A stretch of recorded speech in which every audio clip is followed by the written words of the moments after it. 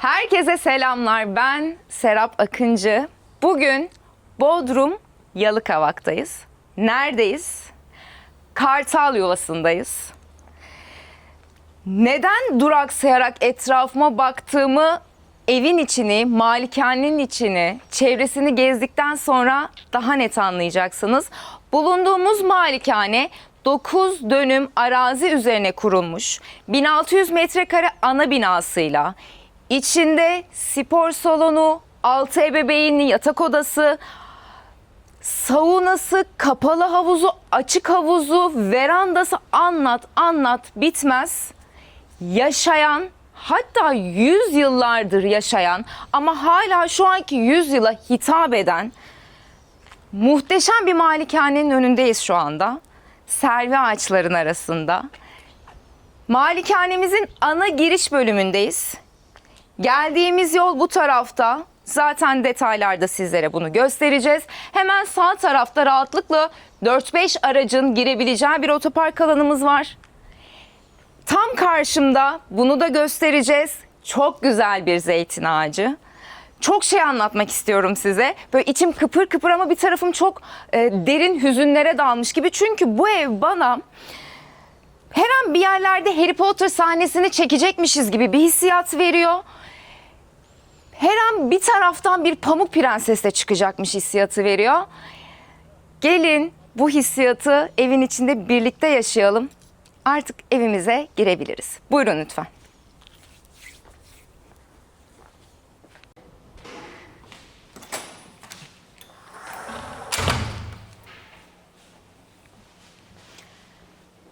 Bence bu avlu sessiz girmeyi hak ediyor. Evin avlusundayız. Bir çift hacimli galeri boşluğu da diyebiliriz aslında buraya. Neden buradan başlıyorum?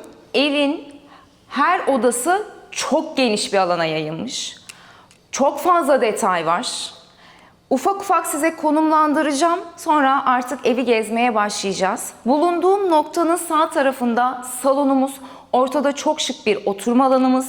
Sol tarafımızda yemek masamız, mutfağımız, koridorun sonunda spor salonumuz, üst katta yatak odalarımız, alt katta havuzumuz, saunamız. Dediğim gibi aslında çok fazla yayılmış, her yerde çok fazla detay var. Şimdi gelin ilk giriş antreden evi gezmeye başlayalım. Evet, beton sütunların, tonoz kemerin, taş duvarların arasında bulunan antremizdeyiz. Ahşap kapımızdan evimizin içine girdiğimizde bizi gümüş saksılar, ahşap masa, şunu belirteyim, evde göreceğiniz tüm ahşaplar masif ahşaptan yapılmış. Her seferinde sizi sıkmak istemiyorum masif ahşap diyerek. Çok güzel bir masa, yine üstünde el işçiliği olan gümüşten ayna buraya çok güzel bir alan katmış. Bu tarafa geçtiğimde ferforje avize buranın görkemini aydınlatan bir şey olmuş. Ben çok seviyorum bu ferforje avizeleri. Bu tarafta da kavisli merdivenimiz var. Bu merdivenle yatak odalarımıza çıkıyoruz ama ben önce salondan başlamak istiyorum. Burada sarkıt fenerlerin eşlik ettiği koridordan hemen basamaktan aşağı inerek buradaki manzarayı size birazdan göstereceğim. Evimizin salonundayız. Bizi aslında birazcık Akdeniz mimari esintisi, rustik bir hava, vintage bir salon karşılıyor diyebiliriz aslında. Ahşap kirişlerin eşlik ettiği yüksek tavanlar, taş duvarlar, birazcık ağırlık var salonun içinde. Yani böyle içeri girince bir kasvet hissediyorsun ama yere kadar uzanan camların dışarıdan gün ışığıyla içeri girdiğinde müthiş bir denge uyumu var içeride. Şimdi salonumuzdaki detayları biraz gösterelim. Ya böyle yani hiçbir dokuya haksızlık etmemek için düşüne anlatmaya çalışıyorum. Bu salonu hak eden tamamen taştan yapılmış kocaman bir şömine. Buna sadece bir şömine deyip geçmek istemiyorum değil mi? Yani burada bir şömine var demek istemiyorum. Heybetli. Çok heybetli. Evet. Fazla heybetli. Yani ne keyif yapılır burada. Yani ev sahibi işini biliyor gerçekten. Çünkü şahane bar köşeleri de var. Onları da göstereceğim. Yine burada ahşaptan el işçiliği olan kapakları, el işçiliğinden çok güzel bir konsolumuz. Üstündeki objelerimizle birlikte tavus kuşu heykelini diğer tarafta da göstereceğim. Seviyorlar galiba tavus kuşunu. Çok güzel katmış buraya. Hasırdan odunluk alanımız. Yine bu tarafta aynı şekilde uyumda devam eden ahşap konsolumuz. Yine gümüşten objelerle birlikte muhteşem ayrı bir köşe olmuş burası. Burada da bu çok eskiden de o eski mobilyaları işte annemler, anneannemlerin kullandığı o salonda, hatta o salonun kapısı hep kapalı olur. Hani böyle misafir odasıdır orası. Bildin değil mi burayı? Evet. Yani böyle oraya sadece misafir oturur. Kapısı kilitlidir. İşte o mobilyalar var burada. O odanın kışın soğukluğunu hissettin mi? Evet. Yani o hep Kışın ayrı bir kapalı ve soğuk. soğuktur. Ama sadece misafir girebilir oraya. Bizim girebildiğimiz bir alan değil. Tam olarak o mobilyalardaki çizgileri, o estetiği hissettirdi bana. Yine iskelet ahşaptan, güzel ketenden bir berjerimiz var. 2 tane tam şöminenin karşısında. Ev sahiplerini hayal ettim. Kendileriyle tanışmadım henüz ama sen böyle karı koca oturmuşlar. Şömine yanmış. Güzel. Seviyorlar bu hayatı bu zenginler. Yine burada deriden 2 tane berjerimiz ahşap sehpası ile birlikte farklı bir köşe olmuş. Bahsetmiş olduğum dolabın içinde çok güzel içkiler var. Afiyet olsun herkese, çok güzel. Açık renk mobilyalar salonun içindeki o ağırlığı aslında dengelemiş. Yani koyu koyu mobilyalar da olsaydı işte burada ben bir kapı yapardım, buraya kilitler, burası misafir odası derdim, ama burası o kadar böyle açık mobilyalar, rahatlığına önem veren kullanışlı bir mobilya seçimiyle burası aslında bir oturma odası kıvamına dönüşmüş diyebilirim. Her yerde yapay çiçekler, gerçek çiçekler, bambaşka çiçekler göreceksiniz. Bu da mesela çok eskilerde annemin salonunda var, böyle sarkıt sarkıt. Yine her yerde gümüş saksılar var. Özellikle gümüş saksı tercih edilmiş. Ortada ahşaptan sehpamız, gün ışığı alan, Yalıkavak marina manzarasıyla güzel bir salon olmuş burası. Şimdi bu arada burada yine el işçiliği olan bir dolap var. Neden özellikle bu dolabın yanındayım? Çünkü kilitli. Üstündeki aynasıyla böyle gizem katmış bu dolap. Bunun içinde ne var bilmiyorum. Bence özel bir şey var. Bunu kesin Onur Bey biliyordur. Merak ettim. Diğerlerini açmadım çünkü kilit yok, ama işte yani gizem insanı heyecanlandıran bir detay bence. Yine taş duvarların, tonoz kemerlerin arasından geçerek tam olarak aslında evin giriş kapısından size seslendiğim orta noktadayım. Güneş de şu an çok güzel içeri Ay vuruyor. ben şöyle güneşe geleyim mi? Karanlık mı çıkıyor? Güneş gözlüğümle kartal yuvasında bir şuradan bakalım mı? Bence çok güzel bir manzara var. Bu tarafı anlatacağım.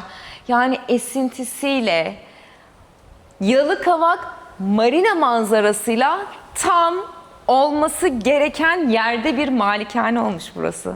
Çok güzel değil mi? Ya buradan oturup Yalıkavak Marina'yı görmek çok farklı bir Çok his. farklı yani, ister içeride otur ister dışarıda otur. Üst katın manzaralarını zaten anlatmıyorum. Burada Sefir'in kızı çekilmiş. Onu söyledi Onur Bey. Ben sana onu anlatacaktım, unuttum çekimlere başlayınca. Ben izledim Sefir'in Kızı'nı. Çok da severdim o diziyi. Bodrum sahneleri bu evde çekilmiş, biliyor muydun? Şimdi öğrendim. Evet. Sanıyorum Çok kimler heyecanlandım. vardı? Neslihan Atagül vardı. Evet. O dizi. Evet. Bir de kim vardı? Uras Kaygılaroğlu. Selam olsun, bana ters ters bakma. Severim oyunculuğunu. Neyse, buradaki oturma alanımızdaki koltukları ben çok sevdim. Hatta bu koltuğa bine bayıldım. Yani insanlar yorumlara yazacak ne kadar çok bayıldım bayıldım diyorsun ama bayıldım. Hissiyatımı size aktarmak istiyorum. Demirden yapılmış yine açık renk mobilyasıyla burada tam olması gereken bir oturma alanı olmuş. Ortada yine ahşaptan kocaman görkemli bir sehpa.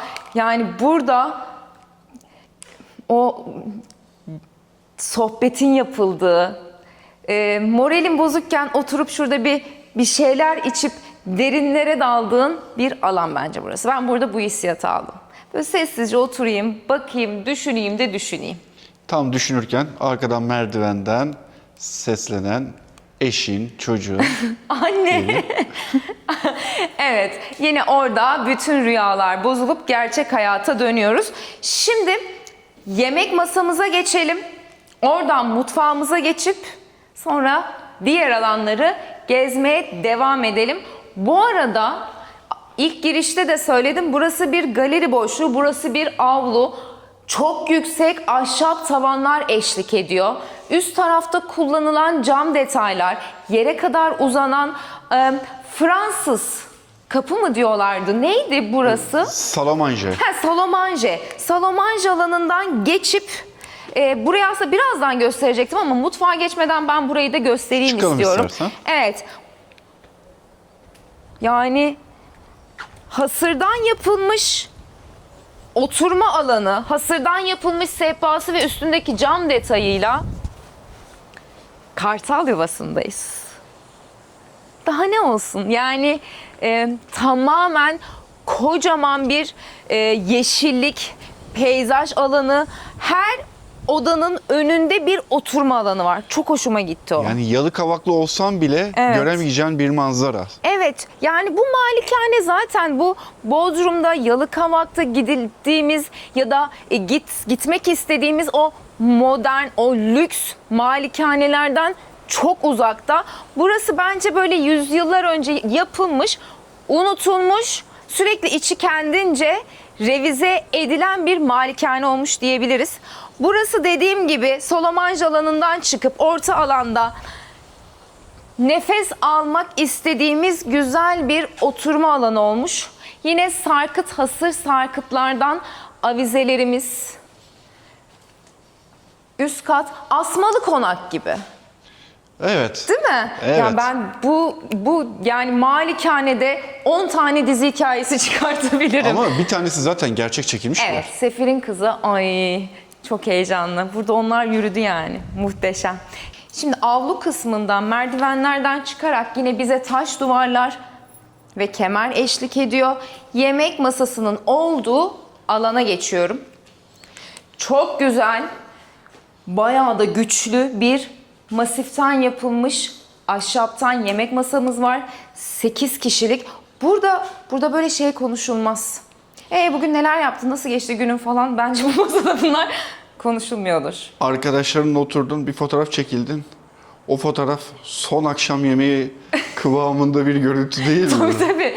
Ben burada şey diyemem yani. Şunu çekip anlatsana bugün neler yaptın falan. Ben bu kadar hafif konuşmalar yapıldığını düşünmüyorum burada. Burada böyle ciddi hani böyle kocaman masalar oluyor bazı filmlerde, dizilerde görüyoruz. Bu tarafta oturan bunda konuşanı duymuyor.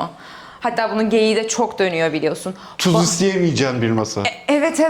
Yani Bir başa da olsa gelmeyecek. tabii bu masa ciddi konuşmaların, çok önemli kararların alındığı bence böyle kalender bir yemek masası olmuş ama çok güzel olmuş. Yine burada salonda kullanılan yapay çiçeğimiz, altında gümüş vazomuz, mumluklarımız çok güzel olmuş. Yine ferforje bir avize buraya eşlik ediyor. Bu tarafı birazdan göstereceğim çünkü mutfağa geçmek istiyorum. Mutfakta çok anlatılacak şey var. Bu tarafta yine ben bunu çok seviyorum. Bir gün kocaman saray gibi bir evim olursa bunu kullanmak istiyorum. Bar sehpası. Ya kapıların görkemi, çift taraflı açılan, el işçiliğinden yapılan kapılardan süzüle mutfağa geçiyoruz. Burada yine aslında doğal taşların kullanıldığı, ahşap kirişlerin eşlik ettiği ama bir taraftan da profesyonel bir ocağın olduğu, ortadaki adanın sarkıt malzemelerini koyabileceğin bir sarkıt var burada. Detaylarda göstereceğim. Çevresindeki aslında ahşapla çok güzel bir hava katmış buraya. Ben bunu çok beğendim. Çok kullanışlı bir ada olmuş.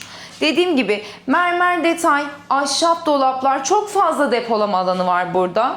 Lavabomuz, nargile içmeyi seviyor galiba ev sahibimiz. Bahsetmiş olduğumuz 6 tane ocak, davlumbazımız. Yani burada bence yani sadece bir yemek yapma alanı olarak deyip geçilecek bir yer değil. Tamamen aslında profesyonel aşçıların yemek yaptığı bir mutfak diyebiliriz buraya. Yani buraya ben girip şurada bir makarna yapayım diyemem. Yani zaten haksızlık olur bu ocağa.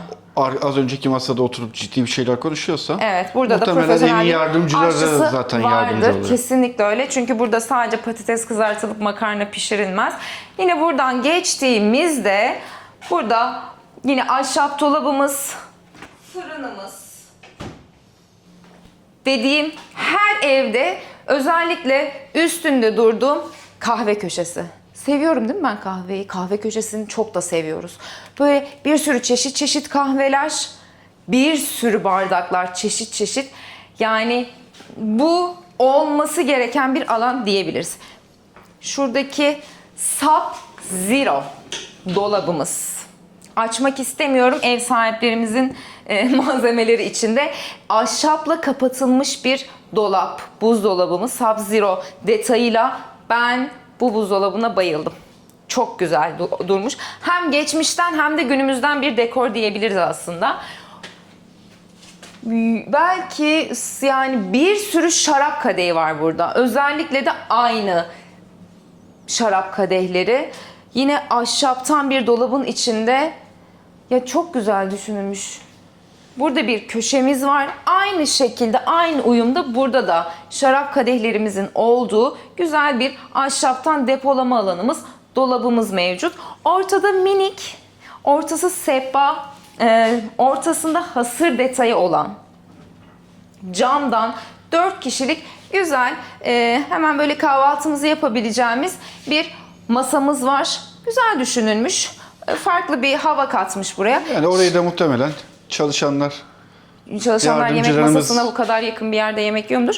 Bence insana değer verdikleri bir ev sahibi olduğunu duydum. Evet, burada da çalışanlar bir şeyler yiyordur diye düşünüyorum. İnşallah öyle yapıyorlardır. Şimdi buradan artık dediğim aslında her alandan, her odadan bahçeye çıkıyoruz dediğim bölüme çıkmak istiyorum.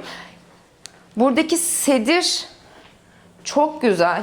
Yani Bodrum'da gezerken, özellikle malikanelerde gezerken her yerde eskitilmiş el işçiliği olan bir sedir görüyoruz. Farkındasın değil mi? Her yerde sedir var. Her alandan bahçeye çıkıyoruz dediğim gibi, mutfaktan da bu şekilde bahçeye çıkıyoruz. Hasırdan yapılmış mobilyamız, ortada yine ahşap bir sehpamız, muhteşem Yalıkavak marina manzarasıyla. Bugün hava 38 dereceydi ama ben o sıcaklığı hissetmiyorum. Sen hissediyor musun? yok, şu an gerçekten efil esiyor. Evet, çok güzel. Yani güneş yakmıyor, rüzgar rahatsız etmiyor. Konumlandırma çok güzel. Alt tarafımız da var. Orayı birazdan göstereceğim ama ben artık yatak odalarına çıkmak istiyorum. Gelin birlikte yatak odalarını gezelim.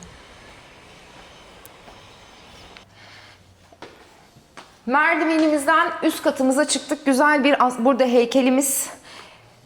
Köşede güzel bir hava katmış. Yine gün ışığını alan küçük pencere detaylarımız güzel düşünülmüş. Ferforje korkulukların yanından geçerek yatak odasına girmek istiyorum. 2 tane burada yatak odası var. Birbirine de bağlıyor. Yine taş duvarlar ve ahşap kapının içinden girdiğimizde güzel, tatlı, şirin bir yatak odası olmuş. Çift kişilik yatağı, lambadarı, klimasıyla, avizesiyle yeterli. Güzel bir misafir yatak odası diyebiliriz. Demirden yapılmış bu aynaya eskitilmiş, yine çok hoşuma gitti. Güzel bir banyosu var.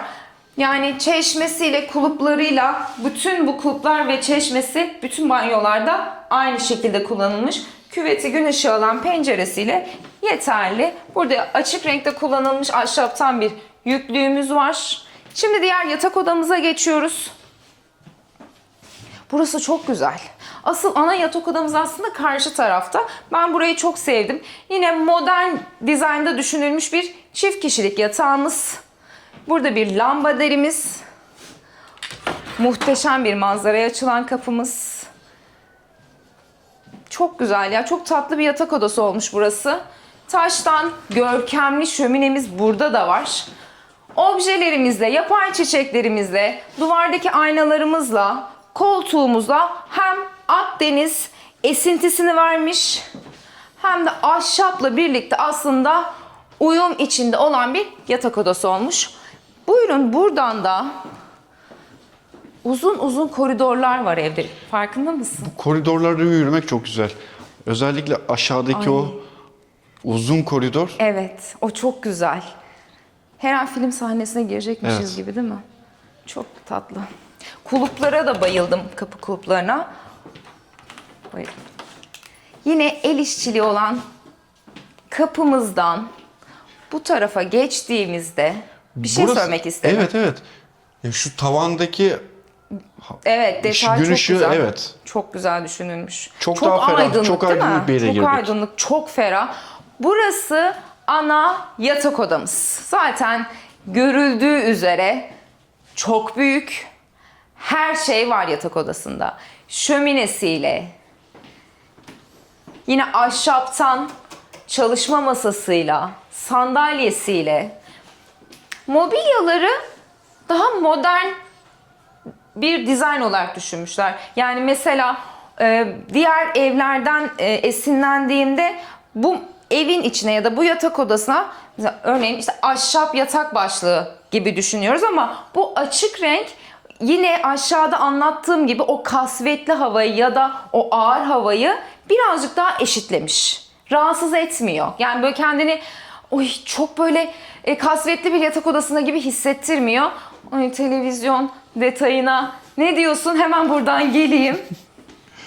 Ya, şöyle gösterelim. bazı bizi. insanlar televizyona karşı, televizyonu hiç açmayan arkadaşlarımız da var. Yani işte çocuklarını izletmiyorlar, biz asla evde televizyon izlemiyoruz diyorlar. Ben karşı değilim. Yani hatta biz Ben hatta şu an bu yatak ve televizyonu destekliyorum. hemen buradan bir spor kanalı, özetleri izle. Değil mi? Burada hayatta izletmem sana, bunu söyleyeyim. Ama gece uyurken bir spor kanalı açıp Buradan uyuyakalmak. Twitter'a falan girsen. Oradan okursun. Yani ben şimdi kızımız olduğu için de yatak odasında televizyon kullanmıyoruz. Sanki böyle biz çok televizyon izlemiyormuşuz gibi ama kesinlikle olmalı. Yani ben buna bayıldım. Düşünelim, bunu da düşünelim. Bunu da bir cebe koyalım. Köşedeki lambader çok güzel. Seramikten yapılmış. Güzel de bir hava katmış. Genelde zaten objeler açık tonlarda, mobilyalar açık tonlarda kullanılmış. Yerdeki tahta zemine aslında dediğim gibi match olmuş bir yatak odası. Berjerlerimiz çok rahat. Yani hani oturup böyle kas katı kesildiğin sert mobilyalar seçilmemiş. Keyfine düşkün bir ev sahibi var. Yatak odamızın balkon demek küçümsemek olur. Çok güzel küçük bir teras diyerek aslında ortamı yumuşatmak istiyorum. Tahtaların arasında, ahşapların arasında. Ya çok güzel bir yer olmuş burası. Yani yatak odan zaten çok güzel. Buraya çıkıyorsun, gece böyle bir yatmadan eşinle oturup şurada bir kahve, bir şarap. Hiç aşağı inmeye gerek yok bence burada. Yani şöyle bir şey var.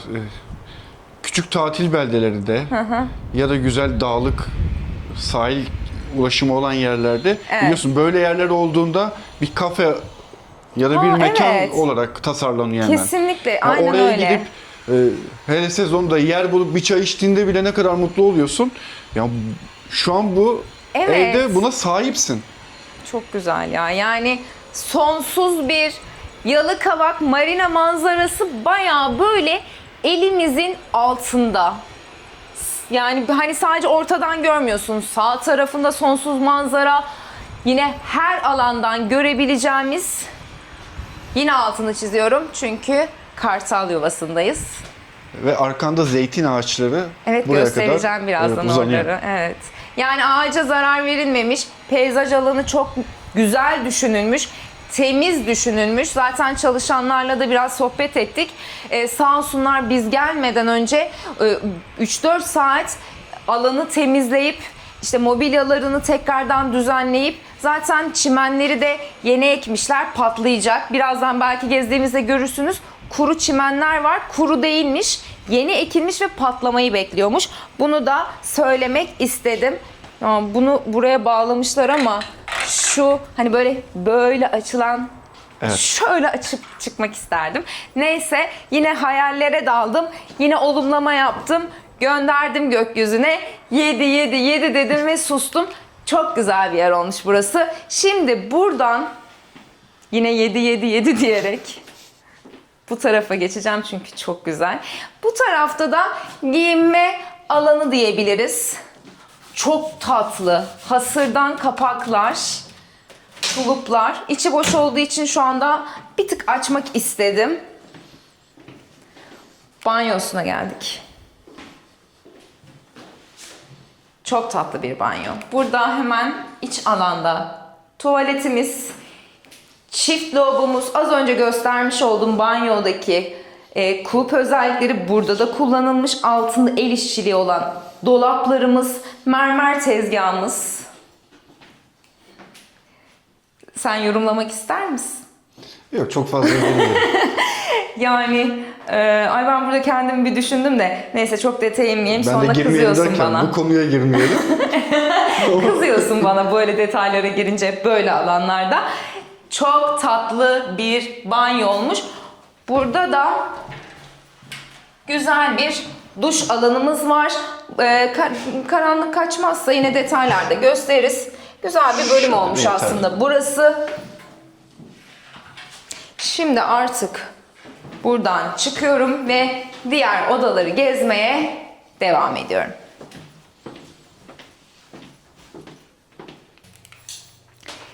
Yer altındaki mahzene iniyorum. Kocaman bir demir kapı. Tabii ki de hamama geldik. Ama yani burası böyle gizemli konuşmayı hak eden bir yeraltı alanı olmuş. Çok güzel döşenmiş aslında, saunasıyla, hamamıyla, kapalı havuzuyla güzel bir yere indik. Çok açık tonlar kullanılmış. O alt kısımda kalan aslında karanlığı birazcık daha eşitlemek istemişler. Hemen girişte görevlilerimizin, çalışanlarımızın kaldığı bir oda var. Bu tarafta, o tarafı göstermek istemedim. Bu tarafta da depo, çamaşır odamız var. Alanımıza geçtiğimizde mermer kolonlar kullanılmış burada. Buraya geldim. Göbek taşımız, 3 tane kurnamız var bu tarafta. Işıklandırmasıyla, cam kapısıyla ferah bir hava katmış. Değil mi? Güzel olmuş burası. Yine burada lavabomuz.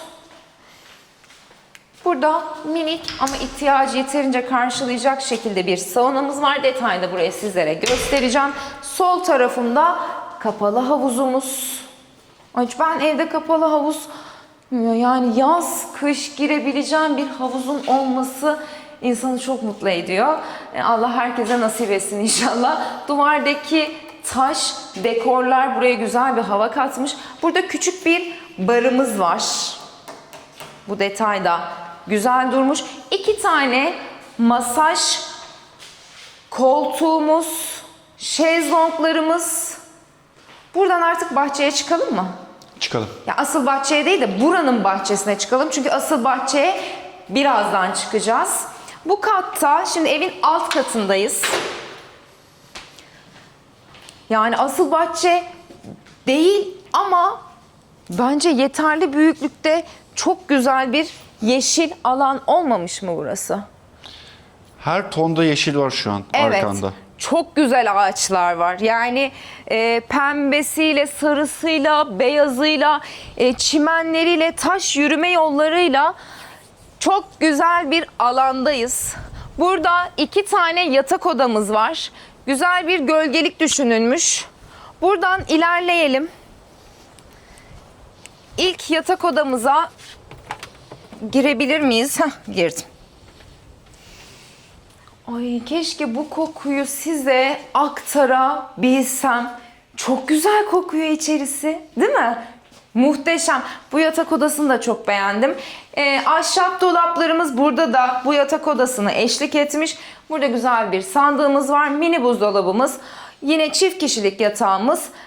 Abajurlarımız klimasıyla köşedeki detayları ve yeterli bir büyüklükte banyosuyla güzel bir misafir yatak odası olmuş. Şimdi diğer yatak odasına geçelim.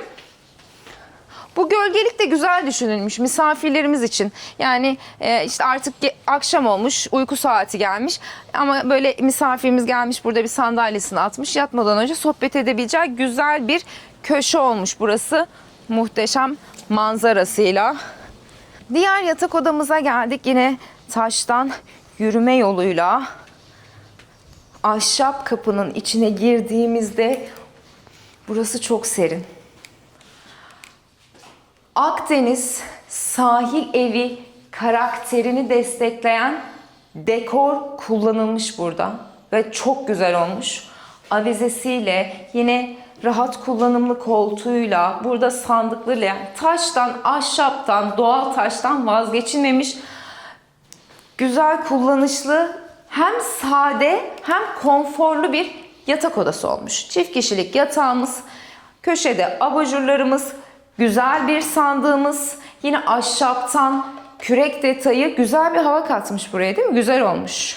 Evet, şuna şaşırdım aslında. Geniş bir misafir Çok odası. geniş. Burası çok geniş. Hem de yani böyle bahçeye açılan bir alanı var, oturma alanı var. Burada kocaman bir depolama alanı dolaplarıyla. Burayı da gösterelim. Banyoların içindeki boya dikkatimi çekiyor. Böyle turuncu gibi, kırmızı gibi boyalar kullanılmış. Yani banyoda hep böyle koyu bir karanlık sarı tonu var. Bu da galiba bu evin karakterini yansıtan bir banyo detayı olmuş olabilir. Şimdi buradan da artık yürüme yolumuz var. Mutfağın yan tarafına bağlanan. Size orayı göstermek istiyorum. Oradan da artık koridordan ilerleyerek diğer alana geçelim.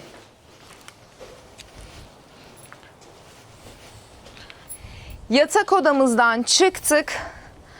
Merdivenlerimizden bu yürüyüş yolunu size göstermek istiyorum. Çünkü sol tarafta mutfağımızın diğer yan kapısı kalıyor. Karşı tarafta da otopark alanına çıkıyoruz. Bu alan benim çok hoşuma gitti. Şurada küçük bir masa var. Orada hatta çay kahvemizi içip birazcık nefes aldığımız bir yer oldu. Şimdi buradan böyle ilerlediğimizde bu mutfağın giriş kapısını size göstermek istiyorum.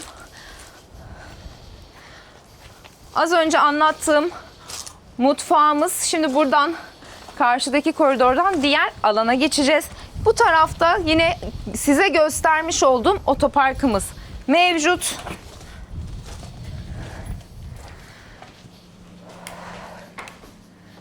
Yine o sessizlik. Yine o kendimi başka bir hikayede hissetme duygusu. Buraya gelince ses tonum da değişiyor. Bir sakinleşiyormuşum gibi, bir ciddi konuşmam gerekiyormuşum gibi, değil mi? Neyse, buradan fenerlerimizin arasından, taş kolonlarımızın arasından, tonos kemerlerin bize eşlik ettiği böyle serin serin bir koridordan geçeceğiz. Bu koridor bence bu evin top noktalarından biri. Bu tarafta yatak odamız var. Böyle hemen buradan gösterebiliriz. Ebeveyn banyosu, yatak odası yeterli bir büyüklükte. Burada yine bir yüklüğümüz var. Aşağıda mahzene iniyorum dediğim demir kapımız burada da var. Çünkü bambaşka bir alana geçiyoruz. Şimdi buradan da artık devam edelim. Artık ana binamızdan sosyal alanımıza geçerken bizi çok tatlı bir tünel karşılıyor. Yani taş sütunlarla, aralardaki cam detaylarla hem ferah hem de rüzgarı net hissettiğimiz bir yer olmuş. Saçlarım çok dağılıyor. Görüntü için sizlerden özür diliyorum. Kusura bakmayın. İki tarafta da peyzaj alanımız var. Cennet kuşu bitkileri buraya çok tatlı bir hava katmış. Biraz kurumaya başlamış ama çalışanlar zaten eve çok güzel bakıyorlar. Çok detaylı, güzel insanlar. Şimdi bu taraftan sosyal alanımıza geçtiğimizde bizi rahat, konforlu bir oturma alanı karşılıyor. Ortada yine ahşaptan sehpamız. Dediğim gibi bütün mobilyaların rengi açık. Bence bu detayı özellikle istemişler. Karartmak istememişler. Her yerde dediğimiz gibi ahşap konsollar, ahşap sehpalar eşlik ediyor. Bu tarafta spor aletlerimiz var. Yüksek tavan, ahşaptan oluşan tatlı bir sosyal alan olmuş diyebilirim. Şimdi buradan artık havuzumuza geçelim. Birazcık da dışarıda nefes alalım. Buyurun. Artık o mis gibi alana çıktık. Verandamızdayız. Birazdan havuzu göstereceğim. İçim gidiyor. Senin de için gidiyordur. Gitmez mi? Giremedik. Gitmez mi? Hala giremedik. Her videoda altını çiziyorum. Gösterdiğim havuza ayağımızı sokmadan çalışmaya devam ediyoruz. En azından yanından geçiyoruz. Bu da bir şans. Barbekü ve kitchenette alanımız bu kısımda. Güzel düşünülmüş bir detay. Yine ferforje avizesiyle, açık tonlarda kullanılmış dolabıyla, ocağıyla, lavabosuyla, az önce söylediğim barbekümüzle güzel bir detay olmuş burası. Ben burayı çok sevdim. Birazdan göstereceğim yeri de gösterdiğimde burayı ne hissiyatla anlattığımı anlatacağım. 2 tane oturma alanımız var. Burası bir kahve köşesi gibi düşünebilirsiniz. Hasırdan yapılmış bir mobilyamız. Havuza yakın. Ben bu evde yazın sadece burada yaşarım. Üst katta yaşamam. Evet, üst katlar çok güzel ama burada akşamüstü sohbeti, mangalı, hafif bir içkimizle. Hatta misafirler gelmeden öğlen başlamalı. Hani Aynen. onlar gelir, akşamüstü onlarda ama. Evet. Ay çok Şöyle güzel. saat 1-2 gibi. Kesinlikle. Burayı çok sevdim. Yukarıda anlattığım aslında masa, ya bazı şeyler insana farklı bir ruh katıyor. Bu da ahşaptı, o da ahşap masaydı yukarıda gösterdiğimiz. Bu hatta daha büyük bir masa. Bu da ahşap, kocaman bir masa ama burası bana böyle enerji, böyle yiyelim, içelim, eğlenelim havası katıyor. Sebebini söyleyeyim mi? Evet. Arkandaki mavilik. Oraya ve bakmıyorum. tam arkanda aslında bir oturma. Evet, bunları anlatacağım. Alanı var. Burada da var. Çok güzel düşünülmüş. Açık tonlar yine bir bohem bir hava katmış. Taşların arasında güzel bir oturma alanı, uzanma alanı. Yaz enerjisini bunlar Kesinlikle sağlıyor öyle. değil mi? Evet. Kitap okuyabilirsin.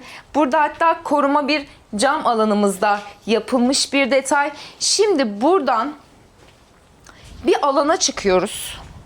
Yani buranın adını tam konduramadım. Burası bir meydan olabilir, burası bir kocaman bir toplanma alanı olabilir ama az önce geçmiş olduğum tünelin hemen sol kısmında kalan bir orta alandayız. Evin içinde gördüğümüz şöminelerden burada da var. Ama burası galiba bu evin yıldız noktası diyebilirim. Ben burayı parti alanı olarak kabul ediyorum. Yani yukarıdaki o önümü iliklediğim beyaz yakalı sohbetlerden tamamen uzak. Böyle o kasvetten, o ağırlıktan çıkmış. Güzel bir parti alanı olarak düşünebiliriz bence burayı. Böyle keyifli, yazda gelmiş, havuz, deniz, rüzgar. Ben çok moda girdim. Tatile de gitmek istiyorum. Özledim. Mesaj Dinlenmeyi alındı. özledim Mesaj galiba. Tamamdır. Şimdi buradan artık havuzumuza gidip videomuzun sonuna geleceğiz. Buyurun buradan devam edelim. Havuzumuzun başındayız. Güzel bir salıncağın yanından geçerek güzel bir infinite havuzu ve yan tarafta bulunan verandamızın arasından artık videomuzun sonuna geliyoruz. Güzel konumlandırılmış şezlong alanımız, yine taşların arasından ilerleyerek girdiğimiz havuzumuzla güzel bir final noktasındayız galiba.